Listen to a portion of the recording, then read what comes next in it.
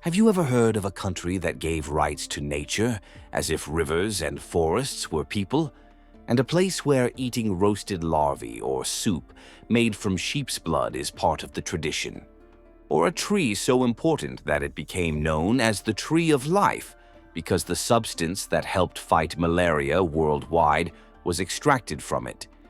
That country is Ecuador, a small country, smaller than many states in other parts of the world, but home to tropical beaches, snow-capped mountains, Amazonian jungles, and even islands that change the history of science.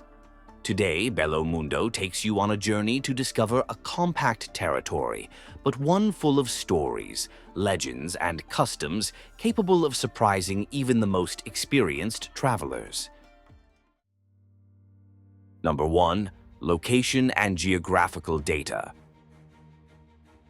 Ecuador. The name itself gives us a clue as to where we are. This is the country crossed by the imaginary line that divides the planet in two. But what no one expects is what this small piece of land hides, because Ecuador may seem small on the map, but within it there are 4 completely different worlds. On the coast, the heat of the Pacific dictates the rhythm of the tropical beaches, port cities, and cocoa and banana plantations. When we climb up into the mountains, the scenery suddenly changes. The Andes dominate the horizon with their snow-capped peaks. There is a village up there at an altitude of almost 3,000 meters, where the cold is constant and life moves at a much slower pace.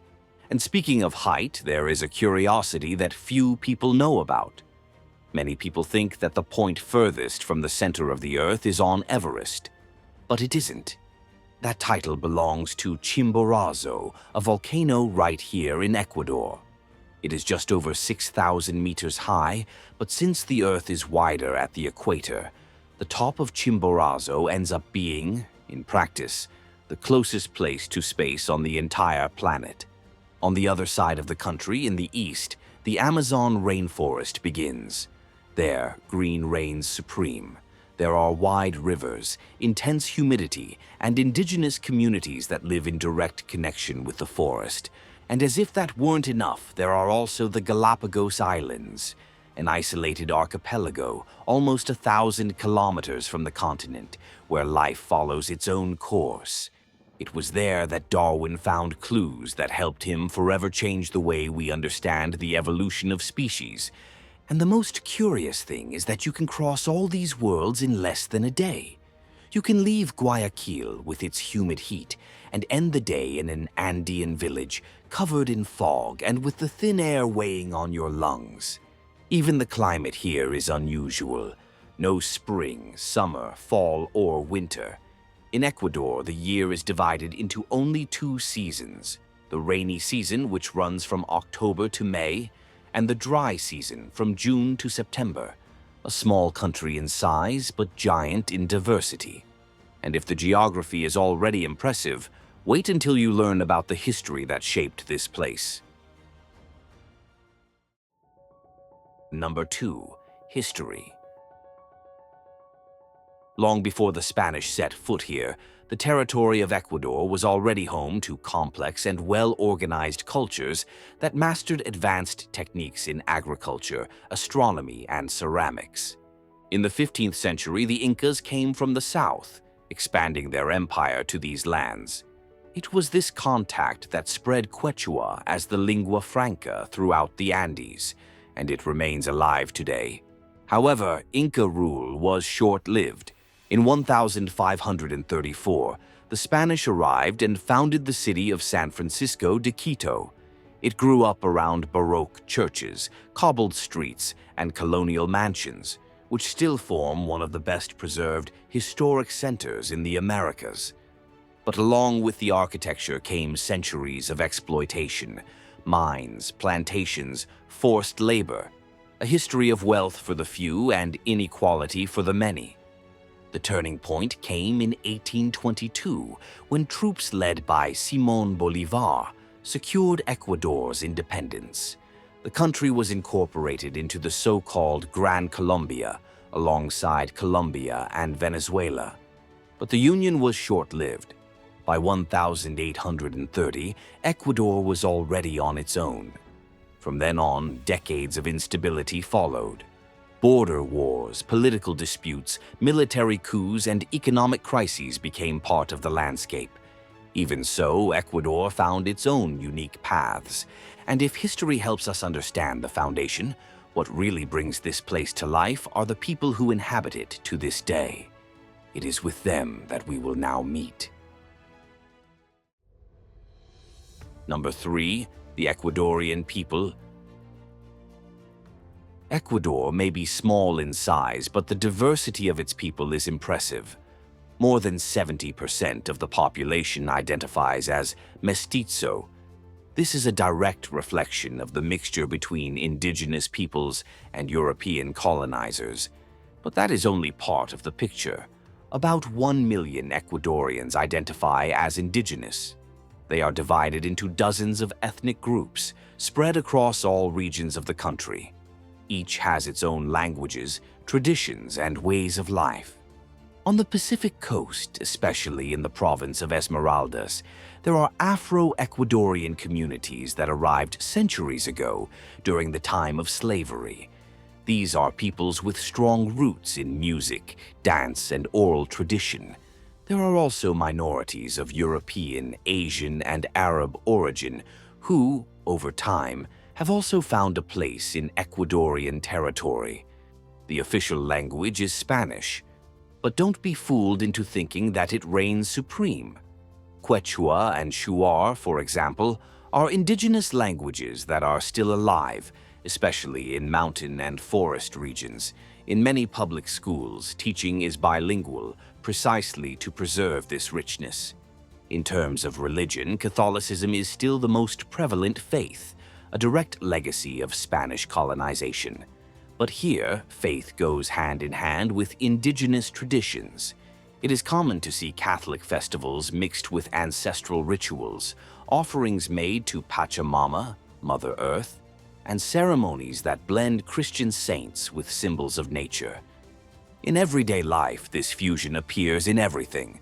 The family is the center of social life, and not just father, mother, and children.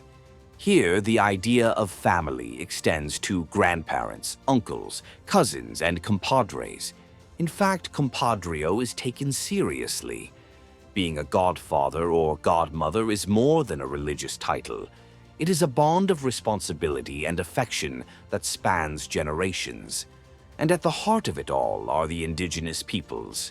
They are the ones who keep alive many of the traditions that make Ecuador one of the most fascinating countries in South America.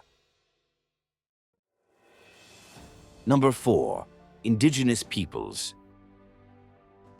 Within this small territory, Ecuador is home to one of the greatest cultural riches in Latin America. There are 14 officially recognized indigenous nationalities, totaling about 1 million people. And each of these communities has a unique way of seeing the world. They live scattered throughout the Andean mountains, the Amazonian forests, and even coastal areas. The largest group is the Quichua. They are descendants of the peoples who occupied the Andes even before the arrival of the Incas. They speak a variation of Quechua, wear vibrant ponchos and felt hats, and maintain a deep connection with nature. Agricultural rituals begin with requests for permission from Pachamama, Mother Earth. Only then does planting begin. When the harvest arrives, gratitude is celebrated with offerings and ceremonies. For the Quichua, nature is a living being. Mountains, rivers, forests, everything has a soul. This way of seeing the world is so present that it influenced the country's constitution. In 2008, Ecuador became the first country on the planet to guarantee legal rights to nature, as if it were a subject of rights. Descending into the Amazon, the diversity expands. There live the Huarani, a people who for centuries remained completely isolated. They call themselves human beings and call everyone else non-humans. Traditional life revolves around hunting, fishing, and gathering. They use blowguns, poison darts, and walk along almost invisible trails in the forest. Another people who attract attention are the Shuar. Also from the Amazon, they became known worldwide for one of the most striking rituals in all of America, the Tsansa, the ceremonial shrinking of the head of a defeated enemy. This ritual was not a macabre oddity, it was spiritual. When a Shuar killed an enemy in battle, they believed that his spirit could return to take revenge. Therefore, after death, it was customary to remove the head and perform a whole process to seal that spirit. The ritual was complex. It began with days of fasting and spiritual preparation. Then came the collection and treatment of the head with the removal of the bones, boiling in specific herbs, and careful drying, all accompanied by songs and prayers. The result was a miniature of the original head, a symbol of spiritual protection, not cruelty. Today, this practice has been abandoned, but the symbolism remains alive in the stories, arts, and identity of the Shuar people. In addition to them, there are other important groups, each with their own myths, healing rituals, forms of organization, and knowledge about plants and forest cycles. Many of these peoples face enormous challenges, pressures from mining, oil, deforestation, and urban expansion threaten their territories and ways of life. But resistance also comes in the form of songs, festivals, arts, and political alliances that grow stronger with each generation. Number 5. Festivals and rituals. If the identity of the Ecuadorian people is already diverse, it is in the festivals that all this takes shape. Indigenous traditions, African influences, and Spanish heritage blend in celebrations that range from faith to irreverence, from seriousness to unrestrained laughter. In the first days of January, one of the most impressive celebrations begins, the Diablada de Pilaro in the province of Tungurahua. Men parade with giant devil masks made of wood and papier-mâché, painted in vibrant colors and sometimes weighing more than 5 kilograms. Behind the spectacle is a history of resistance. During colonization, indigenous people who were forbidden to practice their faith used the devils as a form of protest against priests and lords. What began as satire became tradition, and today is intangible cultural heritage. Another highlight is Mama Negra in Latacunga. The festival was born after an eruption of the Cotopaxi volcano as a thank you to the Virgin of La Merced. But, like everything in Ecuador, Catholicism is mixed with indigenous and African roots. The main character is a man painted black who distributes sweets and brandy during the procession. Around him, horsemen, musicians, and masked characters create a spectacle of color, faith, and joy.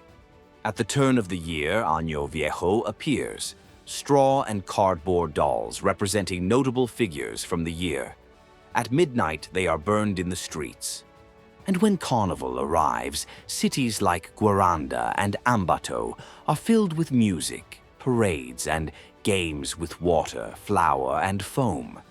A custom that comes from ancient indigenous rituals linked to fertility and abundance. Each festival carries a trace of the Ecuadorian soul, and like any good party, it all ends at the table, with lots of food, conversation, and memories. Number 6. Cuisine. In Ecuador, food changes as the territory changes, and since the country has 4 worlds, the menu is a festival of contrasts. In the Andes, the most emblematic dish is cuy asado. It may seem strange to those who see guinea pigs as pets, but in Ecuador they are considered a delicacy. Raised for consumption since pre-Columbian times, they are roasted whole and served with corn and potatoes. It is considered a delicacy, a symbol of abundance and tradition. Another classic is fanesca, made only during Holy Week. A thick soup with 12 types of beans, cod, milk, and cheese. Each bean represents an apostle, and each family keeps its recipe as a family heirloom. On the coast, the highlight is Ecuadorian ceviche, which is very different from the Peruvian version. Here it is more citrusy and tropical, served with fried plantains and crispy corn, a contrast of flavors that reflects the vibrant nature of the region. In the Amazon, the ingredients are daring. Chontacuro, a palm tree larva, is roasted over charcoal and rich in protein. Jaguar locro is a potato soup with coagulated sheep's blood, considered invigorating by local communities. To drink, there is chicha de jora, made from fermented corn. It was already consumed by pre-Inca peoples and is still present in rituals and community gatherings today. And for dessert, helado de paila, handmade ice cream beaten by hand in copper pots with fresh fruit, is a big hit. As you can see, eating in Ecuador also means savoring the culture of a people who live among mountains, jungles, and seas. Number 7. Handicrafts and symbols. If cuisine reveals the flavor of Ecuador, handicrafts show the soul of the country through the hands. The best-known example is the Panama hat, but it didn't come from Panama. It was born in Ecuador, in the cities of Montecristi and Jipijapa. It is made from toquilla palm straw, hand-woven using a technique that requires patience and precision. The finest hats can take up to 8 months to complete and are sold as true gems. The confusion with the name began because they were exported through the Panama Canal, and it took the world by storm in 1906 when U.S. President Theodore Roosevelt appeared wearing one during the construction of the canal. But the origin is 100% Ecuadorian, and the weaving of toquilla straw is now recognized by UNESCO as intangible cultural heritage. Another symbol that carries weight is the Andean condor, a gigantic bird with wingspans exceeding 3 meters. It flies over the Andes as guardian of the mountains and appears on the country's coat of arms with its wings spread, representing freedom. And there's more. From the Andean forests comes the cinchona tree, known as the tree of life. Its bark contains quinine, a substance used to combat malaria. Indigenous peoples were already making infusions with it long before Europeans realized its value. In addition to these symbols, everyday handicrafts are also very rich. Wool rugs, ceramics with ancestral designs, and wooden sculptures are part of Andean markets. And in many communities, this manual labor is what sustains entire families. Number 8. Places and landscapes, postcards and adventures. Ecuador may be small on the map, but when it comes to landscape, it plays in the big leagues. For starters, the country has 5 UNESCO World Heritage Sites. Among them are the historic centers of Quito and Cuenca, with cobblestone streets and churches that seem to have stopped in time. There is also the Capacñan Railway, an ancient Inca road that crossed the Andes from end to end. But none of these places have the visual impact of the Galapagos Islands. It was there that Charles Darwin observed giant tortoises, marine iguanas, and birds that only exist in that part of the world. The setting is so unique that it looks like something out of a science fiction story. To this day, the animals do not flee from humans, as if nature had never learned to fear. Back on the mainland, adventure lovers will fall in love with Nares del Diablo, a stretch of railroad that zigzags down the mountain, skirting precipices. It is one of the most daring works of railway engineering in South America. In Baños de Agua Santa, the famous swing at the end of the world attracts visitors from all over the world. You sit down, swing out, and it feels like you're flying in front of the Tungurahua volcano. And of course, there's Ciudad Mitad del Mundo, where visitors put one foot in each hemisphere to take that classic photo on the equator line. Number 9. Contrasts and challenges, the other side of paradise. Ecuador enchants, but it also frightens. And perhaps there is no better place to show this than Guayaquil, the country's largest city. It is located on the coast, right on the Pacific, and drives a large part of the national economy. It is home to the country's main port. It is from there that containers and more containers of bananas, shrimp, and cocoa leave. In the center, the look is even modern. There is the Malecon Promenade on the banks of the Guayas River, with squares, museums, and leisure areas. There are also the historic neighborhoods of Las Peñas and Cerro Santa Ana, full of colorful houses climbing the hill. But you only have to leave the tourist area a little to see a very different scene. Guayaquil has become one of the main trafficking routes in South America, and with that came gangs, clashes, and escalating violence. In many neighborhoods, fear reigns. Armed groups charge fees, threaten merchants, and impose their own rules. In recent years, the city has made international headlines several times because of attacks, riots, and curfews. The government is trying to respond with police force and social programs, but the crisis runs deep.